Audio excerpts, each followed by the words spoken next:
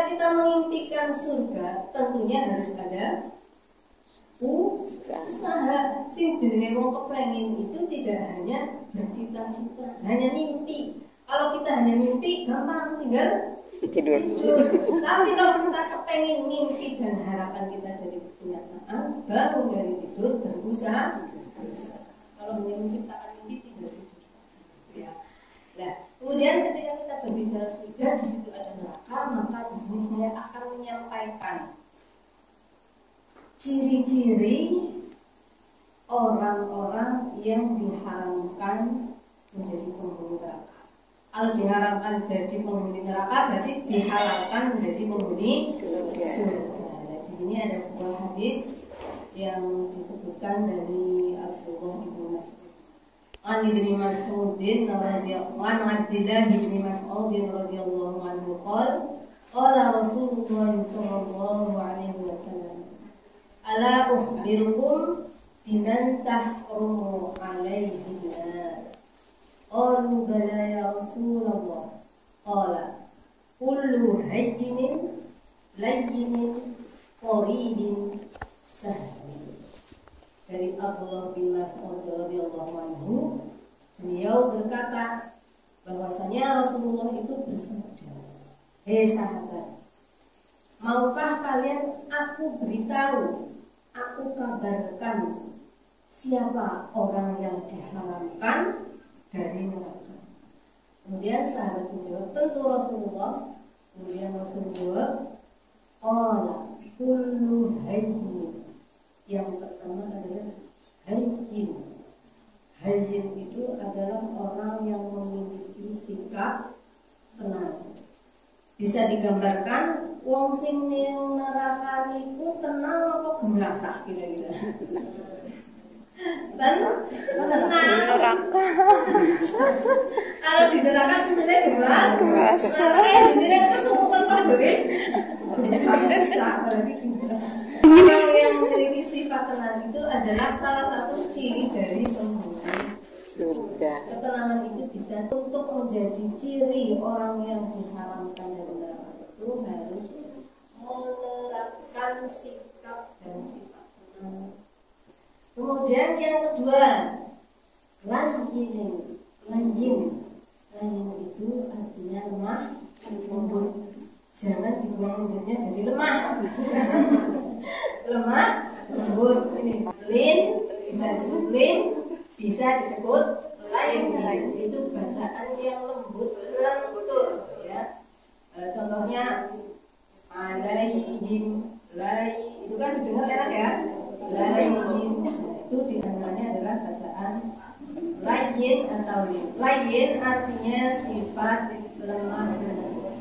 Sama suami, kemudian sama anak, kemudian sama sesama, dan kemudian sama semua makhluk hidup yang ada di sini. Musa itu kan melakukan perjalanan bersama Nabi Khidir. Itu untuk apa? Bukan untuk belajar pintar ngomong, tapi untuk belajar menahan ngomong, untuk menjadi pendengar yang setia. Tapi ternyata berhasil. Itu Qoribin itu mudah berteman, mudah menjadikan orang lain teman, dan mudah kita dijadikan teman oleh orang lain. Akan tetapi teman bukan sembarang teman. Tentunya kita sebagai muslimah yang membatasi, kita gampang berteman dengan sesama perempuan. Mudah menyapa, itu diantaranya adalah sifat qorib, mudah menjadikan orang lain teman, dan kita mudah untuk dijadikan teman.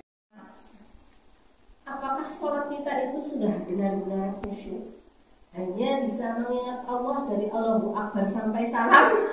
Ketika Rasul ditanya oleh seorang sahabat, "Ya Rasulullah, saya ingin mengadu." Si sahabat itu dengan penuh rasa kecemasan mengadu kepada Rasul, "Bagaimana sholat saya ya Rasul? Karena sholat saya itu tidak sepenuhnya mengingat Allah. Ada kalanya hati kemudian kemana, pikiran kemana, kembali lagi saya di sholat menghadap Allah. Pergi lagi, pasir kemana lagi? saya lagi sholat. Bagaimana dengan nasib sholat saya ya Rasul? Kira-kira jawabannya Rasul itu bagaimana? Umum manusia. Kalau kita yang ditanya mau bagaimana? Tanpa sholatmu, kira-kira itu bagaimana? Rasul menjawabnya dengan penuh kebijakan. Karena Rasul memiliki sifat tenang, memiliki sifat lembut. Jadi Rasul menjawab, Allah lebih tahu usaha.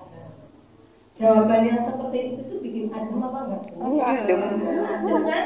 Kalau misalkan dengan takut kemudian saya jawab, ayo ketampar. Nah itu mesti jenengan. Nah akhirnya apa? Apa yang sembahyang orang? Itu poin berapa tadi? 3. Saya ulang lagi. Yang pertama, hayyin. Yang kedua, lain. Yang ketiga, qarib. Yang keempat, sahlin. Sahlin, kalau panjenengan mendengar ada nama Sahina, Sahina itu sama dengan sahlin, mudah. Harapannya apa? Bisa memudahkan orang lain dan dimudahkan juga oleh Allah dan orang lain. Orang yang memiliki sifat sahlin itu biasanya tidak menjadikan sebuah hal atau sesuatu jadi ribet. Datang muter kangenan. Sahlin memudahkan. Misal masak, bapak panjenengan suami itu memiliki sifat sahlin. Masak mandang kasih. Ya lanjut buang. Tapi dini mati. Berarti apa memudahkan kepada istri. Campur kalau apa? Nasi kan jadi enak.